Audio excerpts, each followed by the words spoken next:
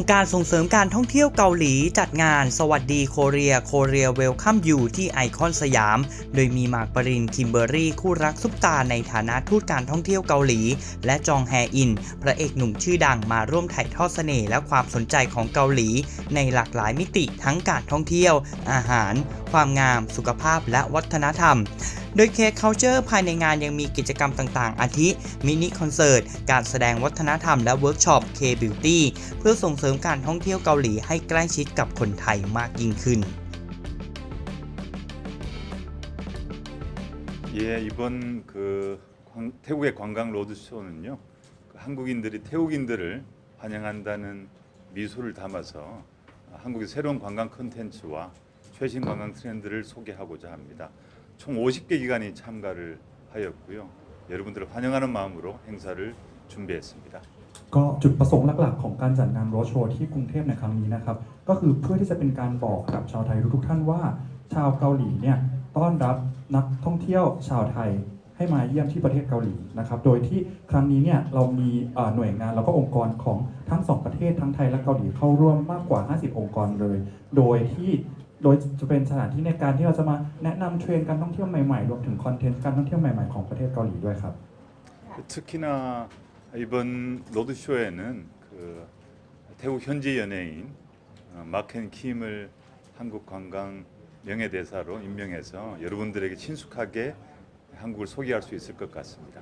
แล้วก็โดยเฉพาะอย่างยิ่งนะครับผมคิดว่าโดยครั้งนี้เรามีคุณหมากแล้วก็คุณคิมมาเป็นทูตการท่องเที่ยวเกาหลีด้วยซึ่งคิดว่าจากสิ่งนี้จะทำให้รู้สึกว่าเราได้ใกล้ชิดกับชาวไทยทุกท่านมากขึ้นด้วยครับ 제일 크게 생각하는 거는 한국에는 사계절이 있습니다. 뚜렷하게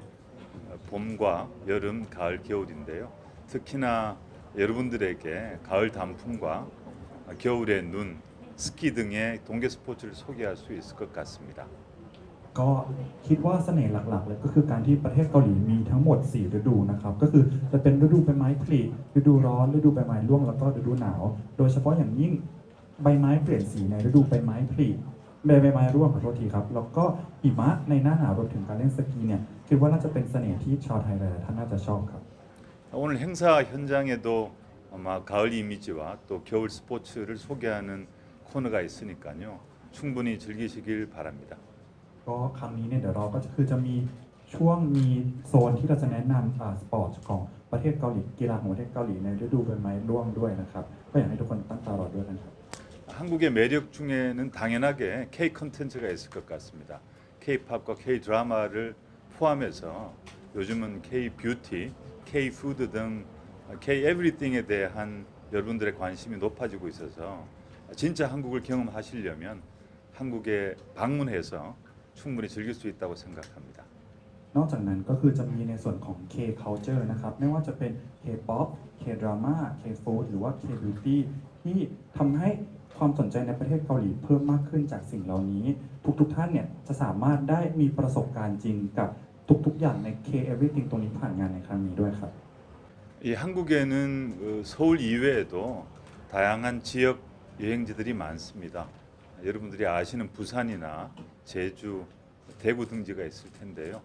저는 25년 올해에는 특히나 10월 말에 개최되는 에이펙 정상회의 개최지인 경북 경주를 소개해드리고 싶습니다. 경주는 한국 문화의 중심지이기도 하고 특히나 건축미가 뛰어난 불국사와 석굴암 그리고 밤 야경이 멋진 동궁과 월지 등 유명한 곳 또 멋진 풍경들이 많습니다. ก็คือนอกจากกรุงโซลแล้วนะครับก็คือจะมีเมืองที่ดังๆที่ทุกท่านน่าจะรู้จักอย่างเช่นปูซานเชจูหรือว่าเทปูด้วยแต่ว่าที่ผมอยากจะแนะนำก็คือจะเป็นเมืองชองจูที่จะมีการจัดการประชุมสุดยอดผู้นำเอเปกในเดือนตุลาคมนี้นะครับ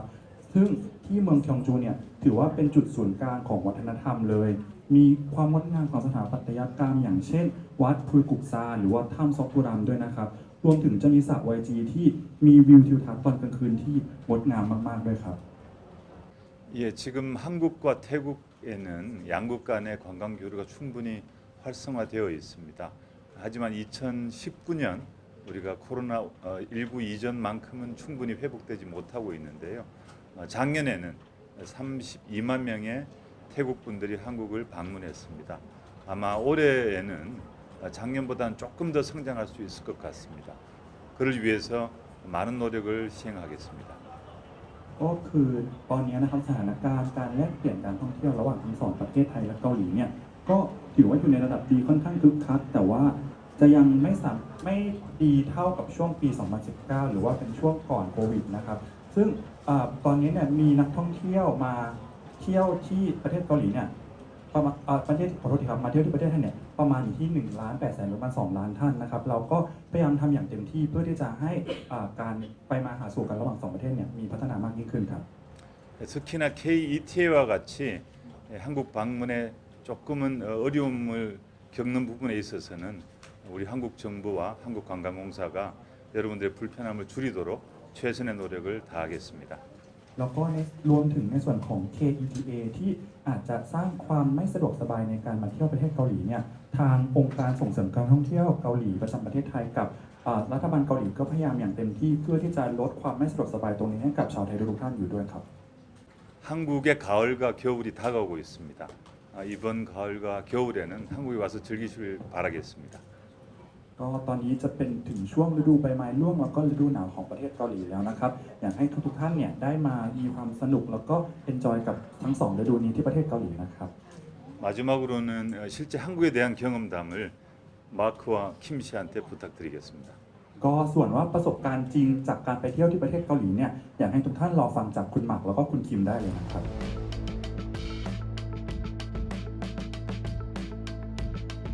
ก็คือเราได้เหมือนได้ดื่มด่ำความเป็น traditional ของเขามากๆ วัฒนธรรมของเขาได้ไปที่ ใช่ ที่ถ้าเราไปเที่ยวกันเองเราอาจจะไม่ได้ไปเหมือนไปเปิดแมปเราอีกทีนึงอะ ใช่ เนาะใช่ไหมไปอย่างไปวัดอย่างเงี้ยแล้วก็เกาะเชจูที่เราเพิ่งเคยไปครั้งแรกอะไรเงี้ยครับผม ใช่ อ่า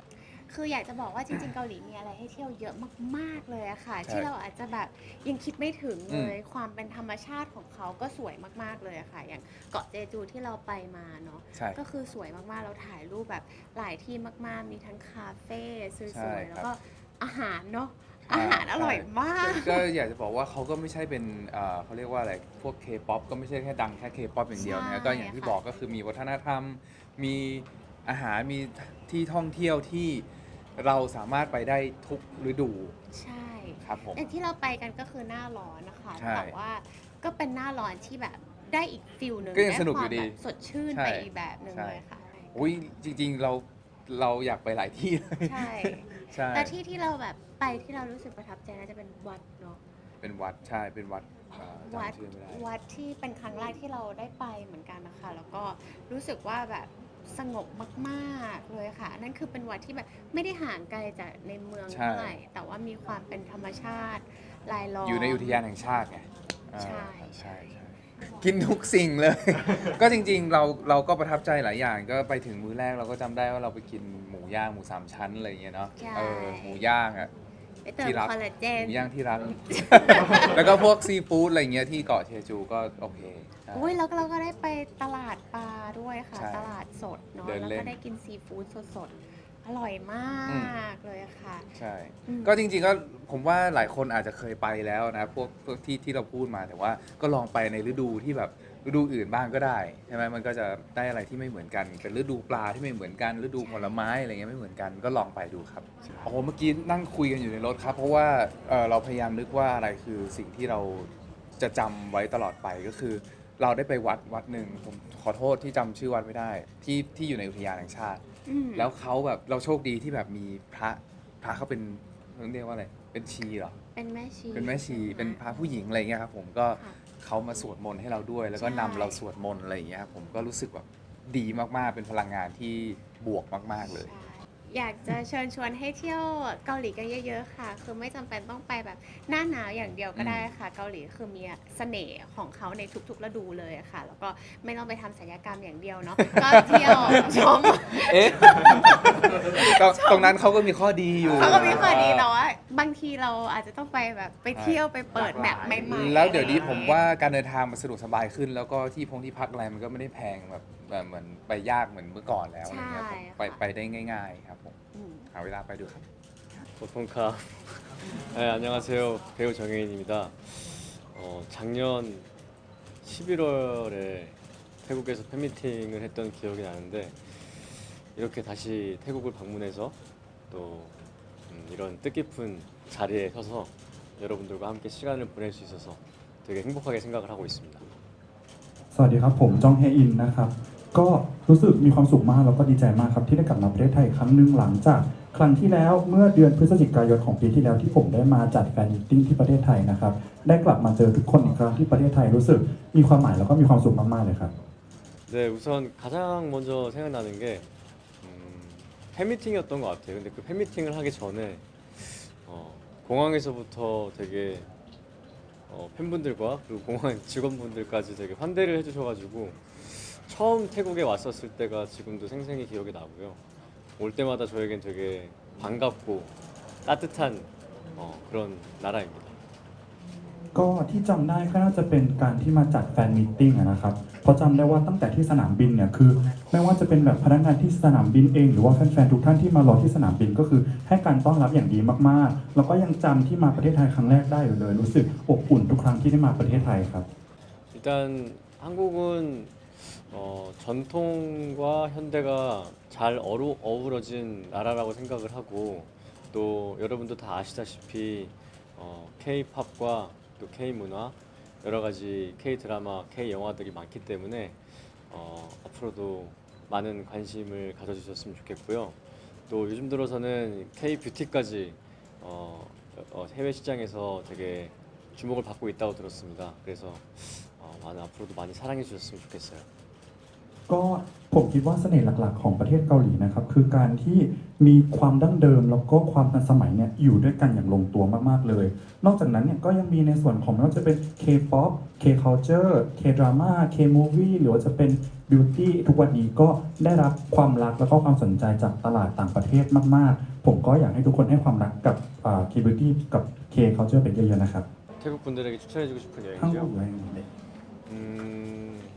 되게 많은데 저는 개인적으로 경주를 좋아해요. 되게 고즈넉한 느낌도 있고 또 신라 시대 때의 어떤 유적들과 고스란히 남아 있는 그런 아름다운 풍경들과 문화재가 많아서 되게 좋아하고 또 아무래도 서울을 방문하신다면 경복궁과 또 인사동 거리 종로에 있는 숨은 맛집들을 많이 가보셨으면 좋겠습니다. ก็คิดว่าผมอยากจะแนะนำเมืองที่ชื่อว่าคยองจูนะครับเพราะว่าที่นั่นเนี่ยมันมีเขาเรียกว่าเหมือนเป็นโบราณสถานในตั้งแต่สมัยชินลามีความแบบเงียบสงบนะครับก็แล้วก็ถ้าทุกท่านเนี่ยที่ได้มาที่เมืองโซลเนี่ยก็คิดว่าน่าจะไม่ควรพลาดแบบพวกถนนคนเดินแบบอินซาดงหรืออะไรสถานที่เหล่านี้ต่างๆด้วยเช่นกันครับ 네, 대한민국은 K-뷰티가 상당히 발달된 나라이기 때문에 여러분도 한국에 여행을 오신다면 한 번쯤 경험을 해보셨으면 좋겠고요. 개인적으로는 피부 관리는 평상시에 하는 게 제일 중요한 것 같아요. 건강한 식습관과 운동 그리고 수면이 되게 중요한 것 같고 여러분들도 피부 관리를 위해서 꼭 건강한 음식 드시고 잘 주무셨으면 좋겠습니다. ก็คงจะเป็นในส่วนของ K-beauty นะครับที่ค่อนข้างที่จะแบบมีพัฒนาการไปแบบอย่างก้าวหน้าอย่างที่ประเทศเกาหลีทุกท่านเนี่ยอยากให้ทุกท่านเนี่ยลองมามีประสบการณ์กับ K-beauty ที่ประเทศเกาหลีด้วยเช่นกัน นอกจากนั้นแล้วเนี่ยในชีวิตประจำวันทั่วไปทั้งไม่ว่าจะเป็นเรื่องการทานอาหารการออกกำลังกายหรือว่าการนอนก็เป็นสิ่งสำคัญเหมือนกันก็เลยอยากให้ทุกท่านมีรูทีนที่헬티สุขภาพดีนะครับนอนหลับให้ครบด้วยครับ 사와데 코리아 이번 행사를 통해서 아무래도 태국에 계신 여러분들께서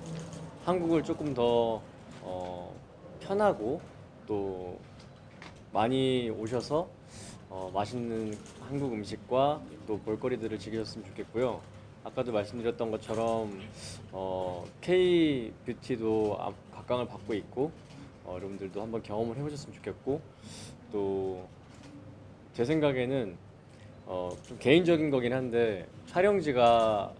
드라마나 영화 촬영지가 많다 보니까 그런 스팟들도 들러서 한번 구경을 해보시는 것도 좋은 추억이지 않을까 싶습니다. ก็ผมอยากให้ทุกคนเนี่ยได้มารู้สึกมีความ